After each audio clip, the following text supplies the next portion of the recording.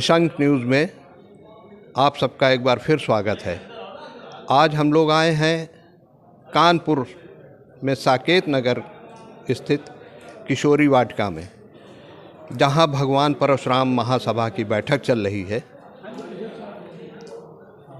आपको परशुराम महासभा के बारे में बता दें कि यह संगठन ब्राह्मणों का है और देश समाज हित के काम में लगातार जुटे रहता है। क्या क्या हुआ, चलिए आइए देखते हैं।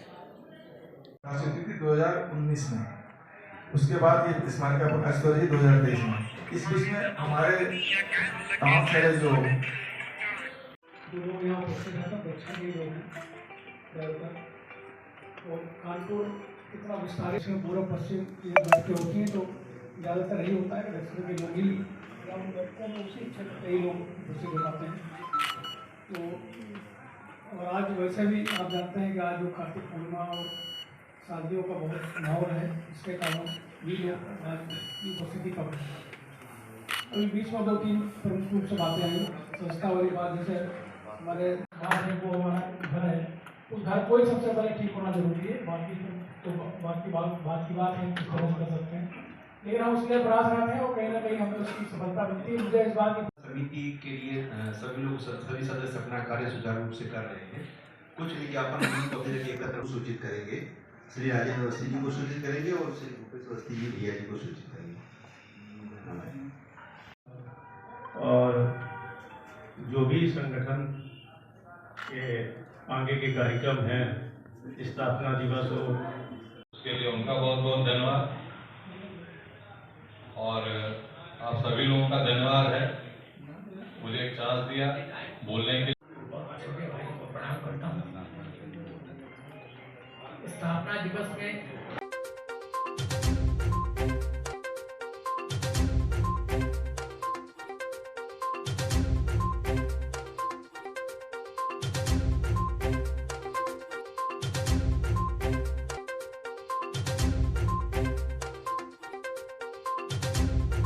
कैसी चली बैठक की कार्रवाई? आपने बैठक की कार्रवाई देखी, जिसमें कानपुर ही नहीं, कानपुर के बाहर से अहमदाबाद तक से लोग आए हुए थे। सबने अपने अपने विचार रखे। अब इस समय हम लोग के साथ में हैं भगवान परशुराम महासभा के राष्ट्रीय अध्यक्ष भूपेश अवस्थी जी। आइए उनसे जानते हैं संगठन आगे क्या क्या करने जा रहा है। सनातन हिंदुत्व पे भी चर्चा करते हैं। जो जीवन जीने की कला गीता दिखाती है, उसी आदर्श पर चलें, उसी का हम लोग पालन करें। ये हम उनको शिक्षित करने का काम कर रहे हैं। ये सनातन का हल्ला मचा रहता है, तो आपकी निगाह में क्या है? सनातन के नाम पे क्या विरोध होता है? सनातन का विरोध ये क्या है? सनातन का विरोध हमने पहले ही कहा कि कुछ लोग बाकायदा इसके लिए काम कर रहे हैं।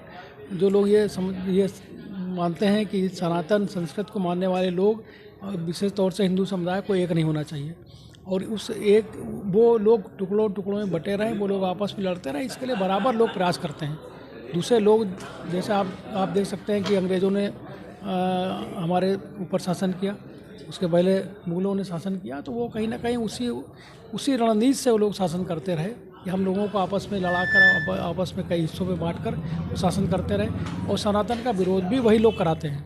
हमारे बीच से जो लोग कहीं ना कहीं भ्रमित हैं, जो दिशा भ्रमित हैं, या जो सत्ता लोलुप हैं, चाहते हैं कि सत्ता हमको बिना किसी प्रयास के मिल जाए और आपस में एक दूसरे को लोगों को लड़ाकर सत्ता प्राप्त कर ले, उन लोगों का प्रयास रहता है।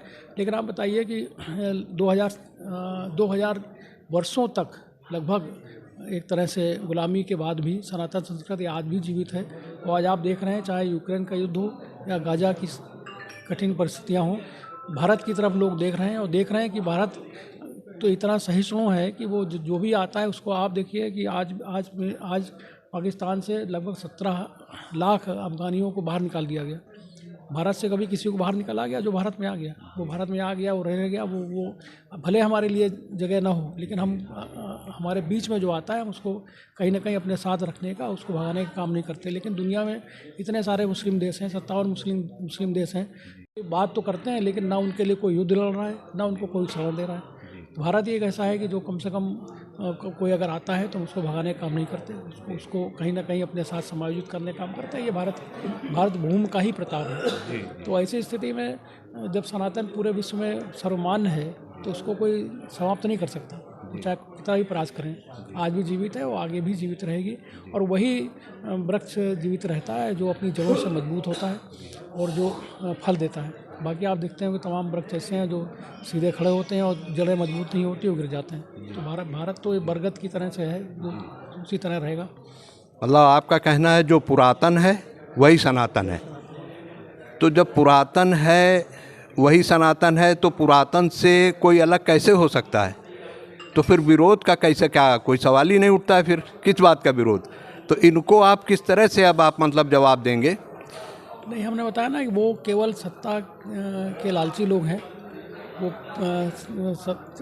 जिनकी आप बात कर रहे हैं या जो लोग किस समय सनातन का विरोध कर रहे हैं, उसमें वो चाहे मौर्य जी में और लोग हों, वो कभी सत्ता से बाहर नहीं रहे। बीएसपी शासन में भी सत्ता में रहे, सपा में भाजपा में भी रहे तो भी सत्ता में रहे, फिर से दोबारा वो सत्ता में पाने के लिए वो लालायित हैं और उनको लगता है कि हम जहाँ पर थे वहीं पर भी पहुँचे हैं। तो उसके लिए तमाम चीज़ें हैं, तमाम तरह की इस तरह की तमाम चाहे कहते हैं, उनकी तरफ कोई ध्यान देने की ज़रूरत नहीं है। कि उनको ध्यान देने का मतलब उनकी टीआरपी बढ़ाना, उसका कोई मतलब नहीं। इसलिए वो लोग कहते रहते हैं, लेकिन हम अपना काम कर रहे हैं, अपना काम करते रहेंगे।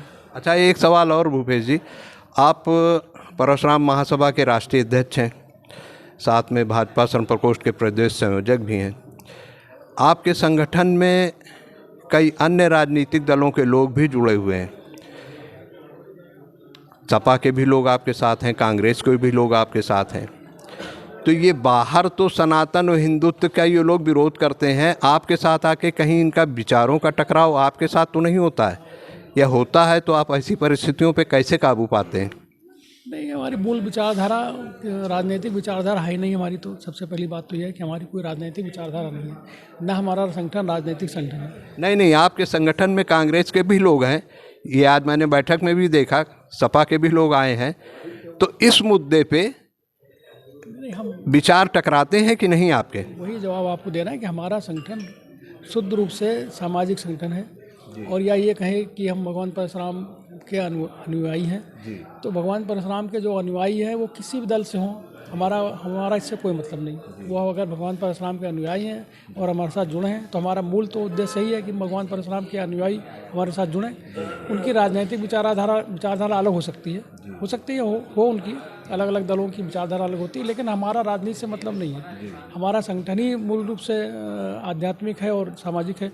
तो हम उस विचारधारा से जुड़े हैं, उस विचारधारा से जुड़े लोग हमारे साथ आते हैं। वो किसी भी उनकी, ये तो सेकेंड फेज हो गया ना उसका। मूल विचारधारा तो हमारी मान लीजिए भगवान परशुराम से जुड़ी है, उसको लेकर हम चलते हैं।